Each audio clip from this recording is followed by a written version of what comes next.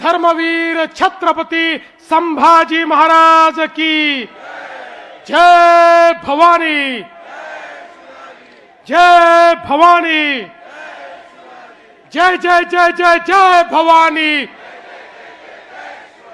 जय जय जय जय जय शिवाजी, बोल सियापति रामचंद्र की, पवन सुत हनुमान की, उमापति महादेव की, बोलो जी भाई सब संतन की, भारत माता की, भारत रत्न डॉक्टर बाबासाहेब आंबेडकरांचा, हिंदू हृदय सम्राट शिवसेना प्रमुख बाळासाहेब ठाकरेंचा, हिंदवी स्वराज्याचे सरसंस्थापक छत्रपती शिवरायांना मानाचा मुजरा करतो। भारतीय राज्यघटनेचे शिल्पकार भारतरत्न डॉक्टर बाबासाहेब आंबेडकर यांना मानवंदना अर्पित करतो। आणि आज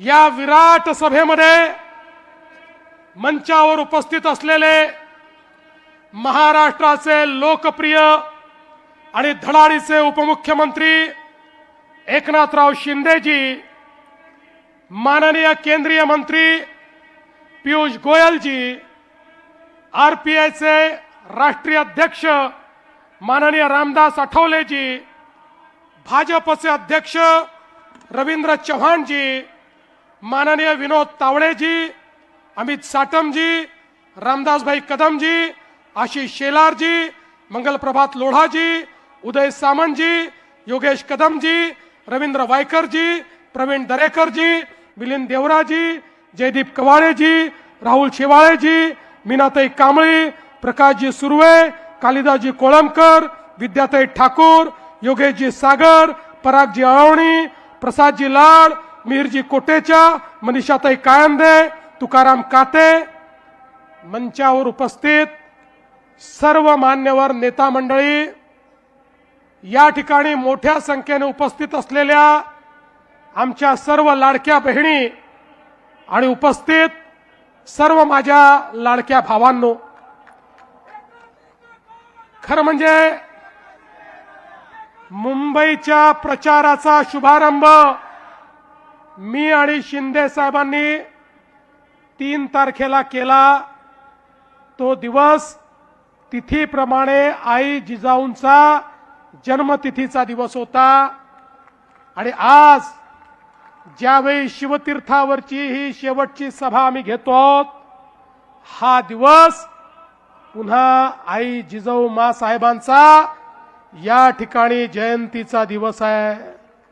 आणि म्हणून आजच्या या पवित्र दिवशी या ठिकाणी छत्रपती शिवरायांचं स्मरण करून पुन्हा एकदा या महानगरपालिकेवर महायुतीचा भगवा फडकवण्याकरता आपण सगळे एकत्रित आलोत। आज स्वामी विवेकानंदांची देखील जयंती आहे। स्वामी विवेकानंदांनी हिंदू संस्कृती, भगवा झेंडा याला संपूर्ण विश्वापर्यंत नेलं आणि खऱ्या अर्थानं दिग्विजय मिळवला। अशा प्रकारचे स्वामी विवेकानंद यांनाही नमन करतो। कधी कधी मी विचार करतो, इतक्या सभा घेण्याची खरंच गरज आपल्याला आहे का? पण माझ्याकरता तो संवाद असतो। पण काही गोष्टी या सभांपेक्षा अधिक एका वेगळ्याच संवादामध्ये आपल्याला समजू शकतात। आणि म्हणून मी कोणाकडनं तरी शब्द उधार घेतो आणि म्हणतो, जरा लाव रे तो व्हिडिओ, लाव बरं जरा। उद्धव वगैरे जे आहेत ना, यांच्या मीच राजकारणाचाच मला कंटाळा आला होता आणि म्हणून मी बाहेर पडलो। आणि मग जर का उद्धवला कंटाळून तू शिवसेना सोडली असशील तर उद्धवच्या फोनची वाट का बघतोस? आणि ज्याने बाळासाहेब असताना त्यांच्या पाठीत खंजीर खुपसला, बाळासाहेबांचं ज्याने ऐकलं नाही तो माझं ऐकेल असं तुम्हाला वाटतं? तिथून बाहेर पडताना माझ्या बरोबर मी गाडी चालवतोय, माझ्या बरोबर उद्धव बाजूला बसलाय, तिथून हॉस्पिटल मधनं मातोश्रीला मी घेऊन आलो। हॉस्पिटल मधनं मातोश्रीला येईपर्यंत तेव्हा नाही रे वाटलं की बाळासाहेबांच्या पाठीत खंजीर खुपसणाऱ्याच्या बाजूला मी बसलोय म्हणून?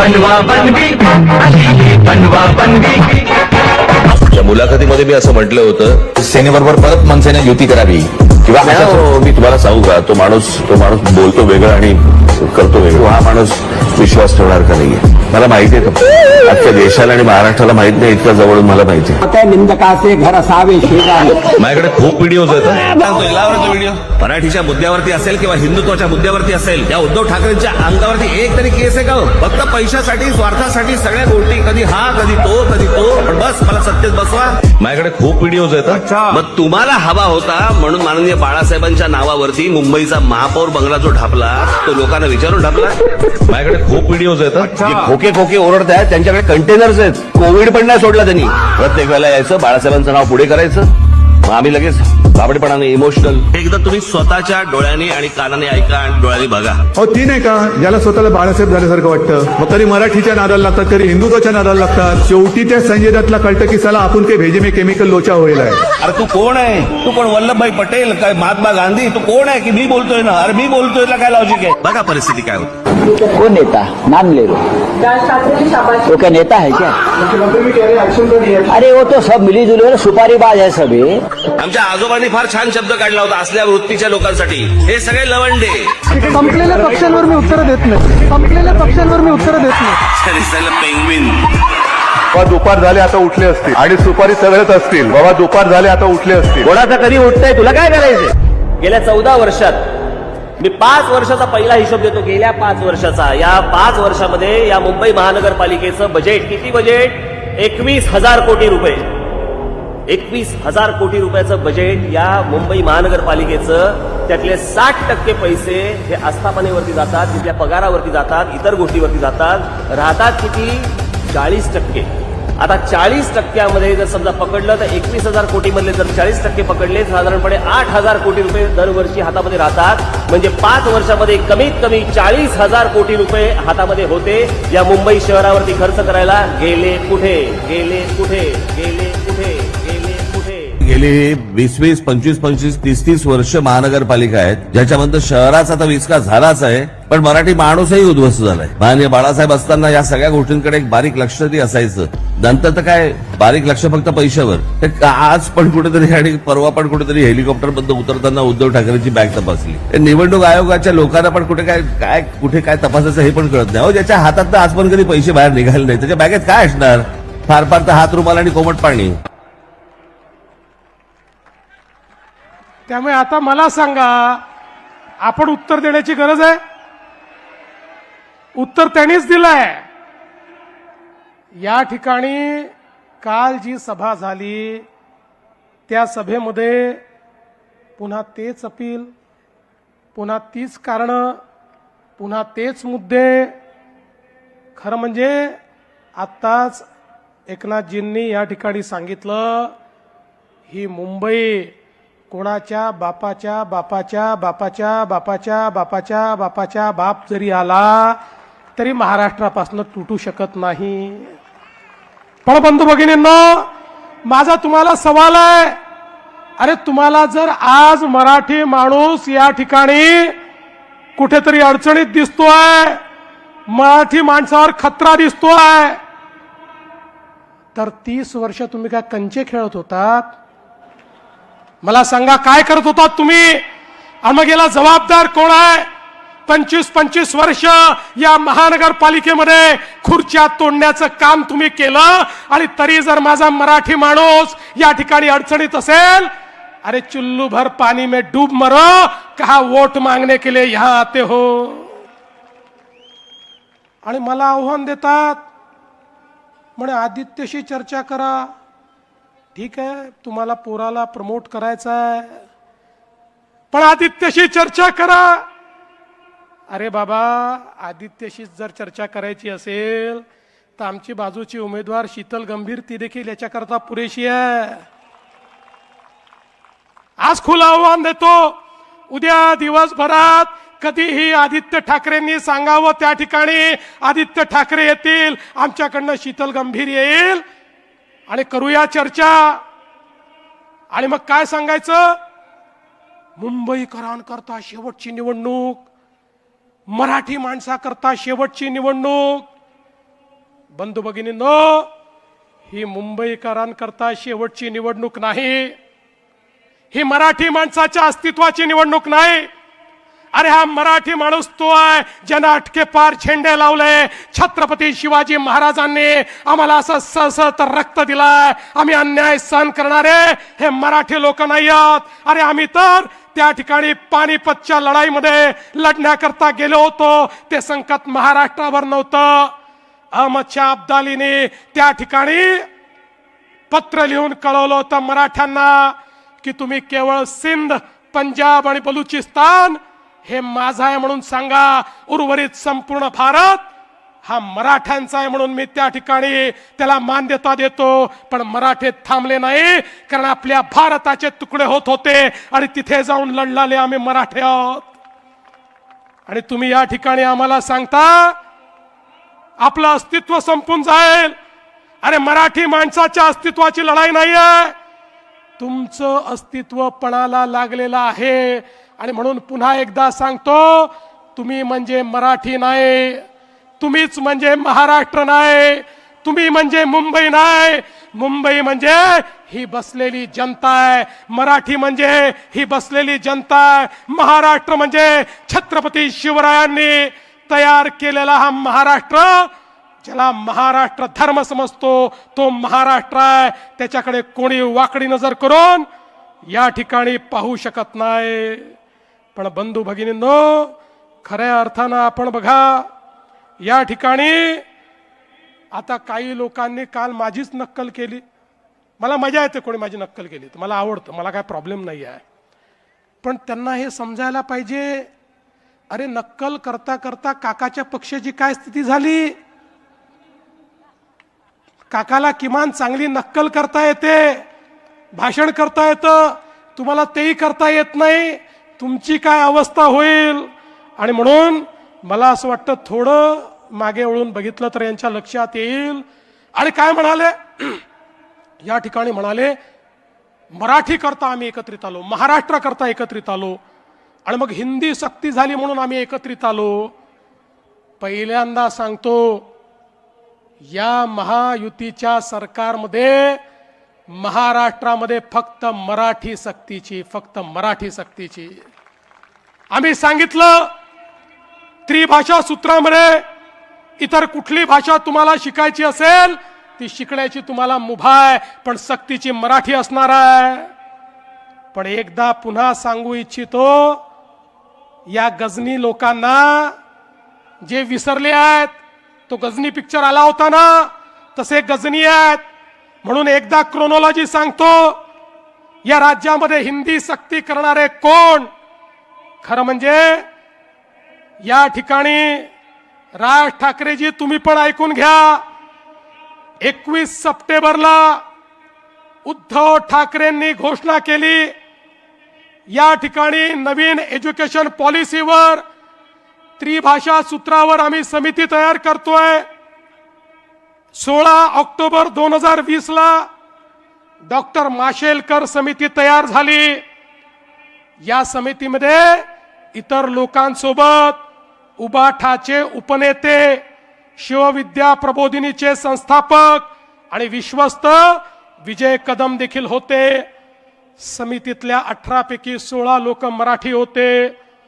14 सप्टेंबर 2021 ला या समितीने तत्कालीन मुख्यमंत्री माननीय उद्धव ठाकरेजींना अहवाल सादर केला.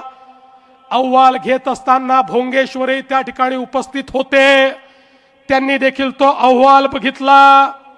आता हा जो अहवाल आला, या अहवालाचा पृष्ठ क्रमांक 56 कॉपी पण पाठवतो आणि अहवालही पाठवतो. पृष्ठ क्रमांक 56 वर भाषेकरता जो उपगट केला त्या उपगटाचा अहवाल त्याच्यामध्ये दिलेला आहे. त्या उपगटामध्येही उबाठाचे उपनेते, शिवविद्या प्रबोधिनीचे संस्थापक विजय कदम त्या ठिकाणी होते. त्यातली शिफारस काय आहे? मुद्दा क्रमांक 8.1 इंग्रजी आणि हिंदी भाषा, नीट ऐका, इंग्रजी आणि हिंदी भाषा ही दुसरी भाषा म्हणून पहिल्या वर्गापासून लागू करण्यात यावी. मी नाही म्हणत आहे, या ठिकाणी उद्धवजींचा अहवाल म्हणतो पहिली ते 12वी इंग्रजी विद्यार्थी इंग्रजी शिकत असतील तर त्याला हिंदी पण शिकवलं पाहिजे, त्यामुळे त्याला भाषेची जाण येईल. बरं ठीक आहे, कदाचित ते कदम चुकले असतील, तसे कदम चुकत नाहीत फारसे, पण ते चुकले असतील. आणि हा अहवाल 14 सप्टेंबर 2021 ला या ठिकाणी सादर झाल्यानंतर 20 जानेवारी 2022 ला माननीय उद्धव ठाकरेंच्या अध्यक्षतेखालील मंत्रिमंडळाच्या बैठकीत आला आणि मंत्रिमंडळाच्या बैठकीने त्याला मान्यता दिली. म्हणजे पहिलीपासनं 12वी पर्यंत हिंदी सक्ती करण्याकरता कोणी मान्यता दिली? एकनाथ शिंदेनी दिली, देवेंद्र फडणवीसनी दिली, उद्धव ठाकरे यांच्या कॅबिनेटनी ती मान्यता दिली. आणि एवढंच नाही, 7 दिवसांनी पुन्हा कॅबिनेट होते आणि मागच्या कॅबिनेटचे सगळे निर्णय आपल्याला माहिती आहेत की नाही किंवा मान्य आहेत की नाही याकरता मिनिटचं कन्फर्मेशन होतं. 7 दिवसांनी ज्यावेळी इतिवृत्त समोर आलं, पुन्हा उद्धव ठाकरेंनी मान्यता दिली आणि त्या इतिवृत्तावर उद्धव ठाकरेंची सही आहे. कागद माझ्याकडे आहे. एकीकडे या ठिकाणी आपणच हिंदी सक्ती करायची, नंतर आमचं सरकार आलं, आमच्या सरकारमध्ये आम्ही त्या ठिकाणी त्याला पुढे नेण्याचा प्रयत्न केला. पण मग विषय आला की कुठल्या वर्गापासून तिसरी भाषा शिकवायची. आम्ही तर सांगितलं हिंदी शिका, हिंदीचं आपल्याकडे सगळं अवेलेबल आहे, पण कोणाला भारतातली कुठली भाषा शिकायची असेल तरी आम्ही ती शिकण्याची परवानगी देऊ. कुठल्या वर्गातनं शिकवायची याची आपण कमिटी तयार केली. बंधू भगिनींनो, यांचे खायचे दात आणि दाखवायचे दात वेगळे आहेत. आता काल काय सांगितलं? म्हणाले नवी मुंबईचं विमानतळ झालं म्हणजे आता मुंबईचं विमानतळ खतऱ्यात आलं. यांना मुंबईचं विमानतळ विकायचं आहे म्हणून हे नवी मुंबईचं विमानतळ यांनी तयार केलं. आता मी राजकारणात पैदाही झालो नव्हतो तेव्हा या नवी मुंबईच्या विमानतळाची संकल्पना पडली. 1988 सालापासनं नव्या मुंबईला एअरपोर्ट करायचं या संदर्भातली संकल्पना झाली. पण ते जाऊ द्या, माझा त्यांना सवाल आहे, तुम्ही मातोश्री 1 वरनं मातोश्री 2 कडे गेलात, का गेला? जागा कमी पडत होती म्हणून? किंवा आमचे राजसाहेब कृष्णकुंजमधनं शिवतीर्थावर गेले, का गेले? जागा कमी पडत होती म्हणून. अरे असंच आमच्या मुंबईच्या एअरपोर्टवर एकच धावपट्टी होती, दुसरी धावपट्टी तिथे तयार करता येत नाही म्हणून 25 वर्ष चाललं होतं नवी मुंबईला एअरपोर्ट करा. इतके अहवाल आले, तुमच्याही काळात अहवाल आला, प्रत्येक अहवालाने सांगितलं मुंबईला जर नवीन एअरपोर्ट दिलं नाही तर मुंबईचा GDP आता थांबलेला आहे, मुंबईची ग्रोथ थांबलेली आहे. अरे मोदीजींच्या नेतृत्वात 5 वर्षामध्ये आम्ही नवीन एअरपोर्ट करून दाखवला. तुझको मिरची लगी तो मैं क्या करू? आणि आता सांगतो तिसरा एअरपोर्ट पण करणार आहे. अरे जर लंडनला 3 एअरपोर्ट असू शकतात तर माझ्या मुंबईला 3 एअरपोर्ट का नाही? कदाचित मी इथे 3 एअरपोर्ट केल्यानंतर तुम्हाला इथे लंडन असल्यासारखं वाटेल आणि तुम्ही इथेच थांबाल, म्हणून तिसरा एअरपोर्ट देखील या ठिकाणी करणार आहे. आणि छत्रपती शिवाजी महाराज एअरपोर्ट मुंबई याची क्षमता 1.5 पट करणार आहे, त्याची क्षमता वाढवणार आहे. हा निर्णय या ठिकाणी आम्ही घेतलाय. आणि म्हणून बंधू भगिनींनो, खऱ्या अर्थानं या ठिकाणी मुंबईकरांकरता आम्ही मेट्रो केली, मुंबईकरांकरता EV बसेस आम्ही घेतल्या, मुंबईच्या सबअर्बन रेल्वेला आधुनिक आम्ही त्या ठिकाणी करतोय, गरिबांना घर देतोय, BDD चाळीत राहणाऱ्याला त्या ठिकाणी घर मिळालं, अभ्युदय नगरला घर मिळतंय, पत्रा चाळीत राहणाऱ्या त्या माझ्या मराठी माणसाला तुम्ही त्याचं घर हिरावून घेतलं होतं, त्याला देखील घर देणारे आम्ही आहोत. आणि त्यासोबत या विशाल सह्याद्रीमध्ये आमचे जे लोक राहतात त्यांना घर देणारे आम्ही आहोत. या मुंबईमध्ये प्रत्येकाला घर देण्याचं काम हे आम्ही करतो. पण ज्या धारावीमध्ये घर देण्याचा निर्णय आम्ही घेतला, बंधू भगिनींनो, 2014 साली राजीव गांधी आले, ते म्हणाले धारावीचं रिडेव्हलपमेंट झालं पाहिजे. 30 वर्ष काही झालं नाही. मोदीजींचं सरकार आलं. 2014 नंतर केंद्र सरकारची जागा आम्ही घेतली आणि त्या ठिकाणी धारावीचं रिडेव्हलपमेंट करायचं ठरवलं. पहिलं टेंडर आम्ही दुसऱ्या विकासकाला दिलं होतं. सगळ्या प्रक्रिया पूर्ण केल्या होत्या. त्या प्रक्रिया पूर्ण करून टेंडर गेलं होतं. मग मला सांगा उद्धवजी, तुम्ही मुख्यमंत्री झाल्यावर ते टेंडर का रद्द केलं? तुम्हाला कोणाला टेंडर द्यायचं होतं म्हणून ते रद्द केलं. आता मी विचारू का की तुम्हालाच अडाणींना टेंडर द्यायचं होतं म्हणून तुम्ही ते टेंडर रद्द केलं. आणि म्हणून आम्ही पुन्हा सरकारमध्ये आलो त्यावेळेस लक्षात आलं यांनी अशा अटी शर्ती केल्या होत्या की या धारावीच्या रिडेव्हलपमेंट सोबत मुंबईवर टीडीआरची मोनोपोली झाली असती. आम्ही सांगितलं चालणार नाही. शिंदेजी आणि मी होतो, आम्ही त्या टीडीआरचं कॅपिंग केलं. 90% आपल्या डीएसआरच्या वर, या डीएसआरच्या वर किंमत देता येणार नाही म्हणून सांगितलं. आणि त्या ठिकाणी खऱ्या अर्थानं आम्ही टीडीआर एक्सचेंजची अट टाकली. ऑनलाईन केवळ ट्रेडिंग करावं लागेल हे सांगितलं. आणि धारावीची जागा ही आम्ही कोणाला दिली नाही. धारावीची जागा आम्ही डीआरपीला दिली, डीआरपीला. आणि त्या डीआरपी मध्ये सरकार देखील आहे, विकासक अडाणी आहेत, पण त्यात सरकार देखील आहे. आणि त्या ठिकाणी ओपन कॉम्पिटिशन केली. 4 टेंडर आले. त्यातनं आम्ही ज्यांनी सर्वात जास्त फायद्याचा सौदा दिला त्याला ते टेंडर त्या ठिकाणी गेलं. पण बंधू भगिनींनो, खऱ्या अर्थानं या ठिकाणी खोटं बोल पण रेटून बोल ही जी तुमची पद्धत आहे, या पद्धतीचं या ठिकाणी पर्दाफाश करण्याकरता मी आलो आहे. अरे बाबा, या सगळे जे प्रोजेक्ट आहेत, ज्या सगळ्या प्रोजेक्टचं तुम्ही बारसं करून राहिले, मी तर सांगितलं शेजारच्याचं पोरग मांडीवर बसवता आणि आमचं पोरग आहे सांगता. अरे या मुंबईला माहिती आहे, ये पब्लिक आहे, ये सब जानती है. कोणी केलाय मुंबई करता हे माहिती आहे. तुम्हाला दाखवण्याकरता एक देखील विषय या ठिकाणी या 25 वर्षात करता आला नाही. पण विकासावर बोलायचं असेल तर मर्द व्हावं लागतं. आता कोणामध्ये मर्दानगी आहे की नाही हे बोलणारा मी नाही आहे. माझे ते संस्कार देखील नाही आहे.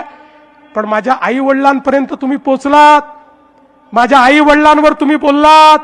अरे शरम वाटली पाहिजे. मला एका गोष्टीचा अभिमान आहे, मी त्या बापाचा पोरगा जो राष्ट्रीय स्वयंसेवक संघाचा प्रचारक होता. मी त्या बापाचा पोरगा ज्या बापानं इमर्जन्सीमध्ये 2 वर्ष जेलमध्ये काढले. मी त्या बापाचा पोरगा ज्याने आपलं जीवन संघर्षात घालवलं, कधी संपत्ती कमवली नाही. आणि मी तुम्हाला सांगू, अरे आज माझा बाप ज्यावेळी स्वर्गातनं मला पाहत असेल त्यावेळी त्यालाही हा आनंद होत असेल की माझं हिंदुत्व माझ्या मुलांनी या ठिकाणी चालवलं. पण तुमचे पिताश्री हिंदुहृदय सम्राट शिवसेना प्रमुख बाळासाहेब ठाकरे जेव्हा स्वर्गातनं पाहत असतील त्यावेळी त्यांना काय वाटत असेल. आता माझा मुलगा रशीद मामू सोबत बसायला लागला हे पाहिल्यानंतर त्यांना काय वाटत असेल. आणि म्हणून मी तुम्हाला एकच गोष्ट सांगतो, तुम्ही किती खोटं बोला तरी या जनतेचा तुमच्यावर विश्वास नाही. आता अडाणींच्या गुंतवणुकीबद्दल यांनी सांगितलं. खरं म्हणजे मला कधी कधी आश्चर्य वाटतं की गुंतवणूकदारांना लोक अट्रॅक्ट करतायत. बरं जाऊ द्या महाराष्ट्राचं, राहुल गांधी तर विरोधात आहेत ना अडाणींच्या, रोज बोलतात ना अडाणींवर.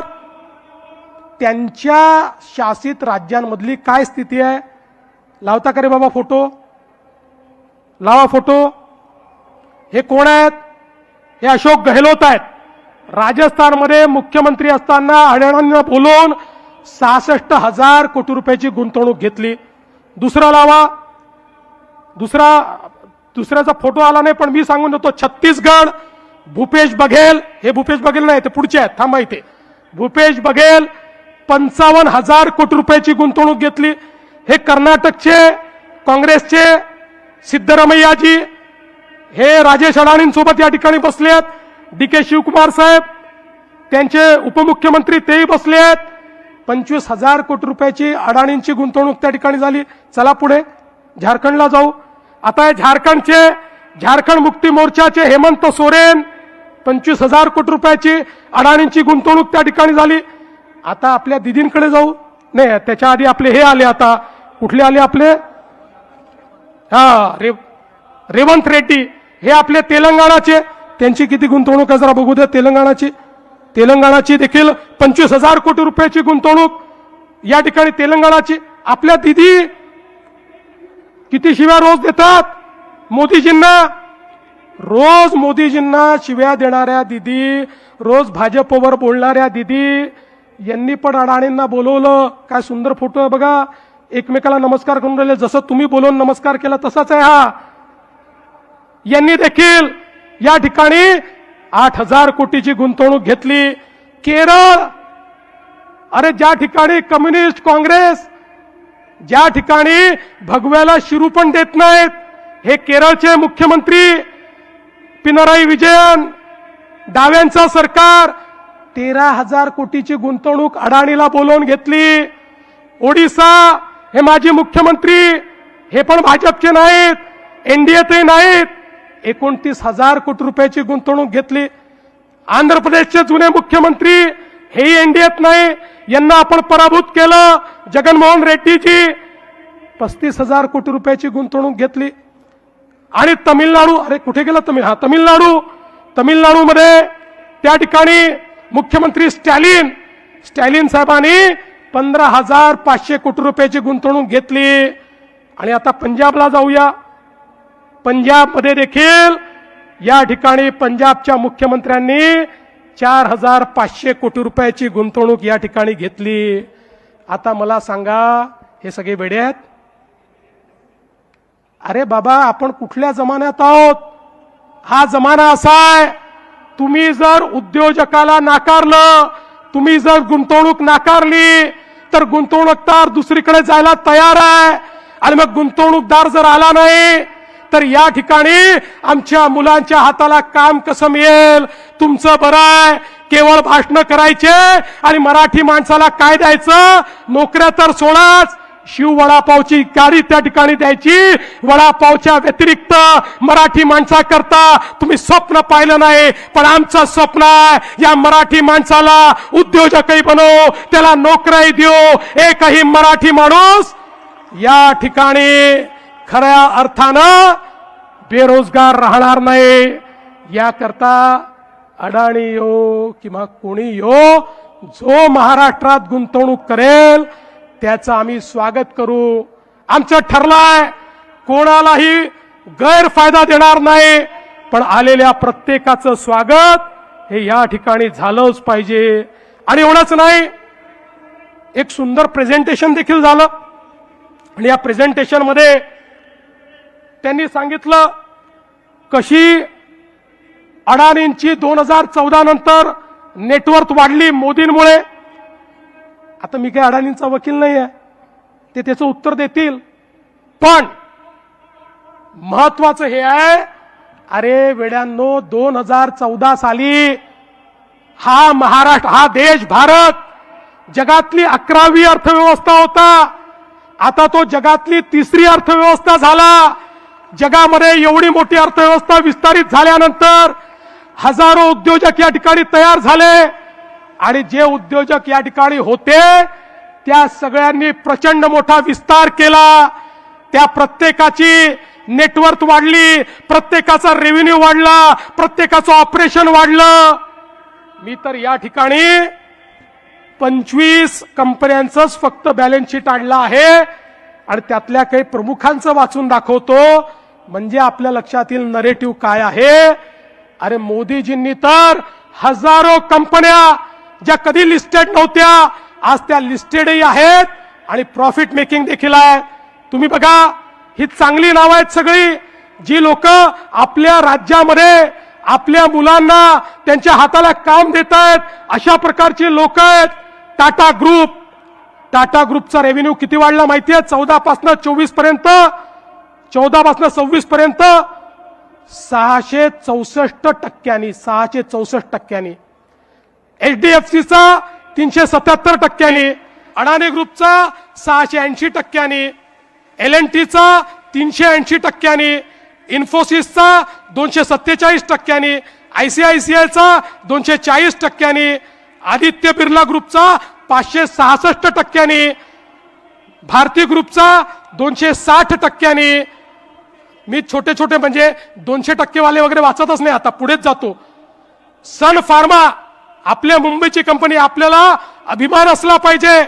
आपल्या मुंबईची कंपनी सन फार्मा यांचा रेव्हेन्यू किती टक्क्यांनी वाढला माहितीये?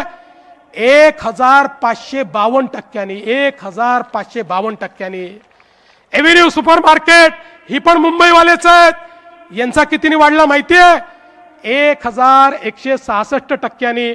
वेदांताचा 400%, हिंदुजा ग्रुपचा 376%, गोदरेजचा 409%, TVS ग्रुपचा 529%, RJ कॉर्प ग्रुपचा 1033%. आता या सगळ्यांचे वाढले. यांच्यातल्या काही लोकांच्या तुलनेत तर तुम्ही सांगितलेला आकडा कमीच आहे. त्यामुळे जर आपली अर्थव्यवस्था विस्तारित होत असेल, आपल्याकडे गुंतवणूक येत असेल, आपल्या मुलांच्या हाताला काम मिळत असेल, तर आपण त्याचं स्वागत केलं पाहिजे की रोज त्यांना धक्का मारला पाहिजे, रोज शिव्या दिल्या पाहिजे. अरे तुम्हाला चिंता नाहीये, तुमच्या पोराबाळाची तुम्हाला चिंता नाहीये, तुमच्याकडे काही कमी नाही आहे, पण मला चिंता आहे त्या सामान्य मध्यमवर्गीय मराठी कुटुंबातल्या व्यक्तीची, या मुंबईकरांची, ज्यांच्या मुलांच्या डोळ्यामध्ये स्वप्न आहेत. ती स्वप्न त्यांना पूर्ण करायची आहेत, पण ती स्वप्न पूर्ण करण्याकरता त्यांना देखील या ठिकाणी गुंतवणूक हवी आहे.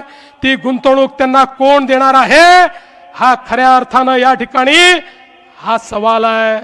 आणि म्हणून मी तुम्हाला एवढंच सांगण्याकरता आलो आहे, मला फार उत्तर द्यायची आवश्यकता नाही आहे. मी जर उत्तर द्यायला लागलो तर अनेकांना तोंड दाखवायला जागा राहत नाही, तुम्हाला माहिती आहे. आणि म्हणून आज एवढंच सांगतो, आमचा संकल्प हा एकच आहे, या मुंबईमध्ये महायुतीचा भगवा फडकवायचा आहे. पण महायुतीचा भगवा कोणाला तरी महापौर बनवण्याकरता नाही, कोणीतरी खुर्च्या तोडाव्या म्हणून नाही. या ठिकाणी पारदर्शी प्रामाणिकतेतून या मुंबईला बदलायचा आहे. या मुंबईकरांच्या हक्काचा पैसा मुंबईकरांकरता वापरला गेला पाहिजे. बेईमान लोकांचं राज्य हे समाप्त करायचं आहे. जे कफन चोर आहेत, अरे कफन मध्ये देखील जे चोरी करतात, असे बॉडी बॅग घोटाळेवाले यांना जेलमध्ये पाठवून या मुंबईमध्ये मुंबईकरांच्या हक्काचं सरकार हे बसवण्याकरता या ठिकाणी आम्ही आलो. आणि म्हणून बंधू भगिनींनो, मी एकच सांगतो, जिसे निभा न सकूं ऐसा वादा नहीं करता, जिसे निभा न सकूं ऐसा वादा नहीं करता. मैं अपनी बातें औकात से ज्यादा नहीं करता, भले ही तमन्ना रखता हूं आसमान छू लेने की, लेकिन औरों को गिराने का इरादा नहीं रखता. आणि म्हणून या मुंबईला आम्ही बदलून दाखव. 15 तारखेला मतदानाकरता जा. ज्या ठिकाणी कमळ दिसेल, ज्या ठिकाणी धनुष्यबाण दिसेल, चेहरा पाहू नका, माणूस काळा आहे की गोरा आहे पाहू नका, केस आहे की टकला आहे पाहू नका. चिन्ह केवळ दोनच, कमळ आणि धनुष्यबाण, कमळ आणि धनुष्यबाण, कमळ आणि धनुष्यबाण, कमळ आणि धनुष्यबाणाची बटन दाबा. आणि पुढच्या 5 वर्षाकरता मुंबईकरांचं सरकार या ठिकाणी निवडून आणा, एवढीच विनंती करतो आणि माझं बोलणं संपवतो. धन्यवाद. जय हिंद, जय महाराष्ट्र.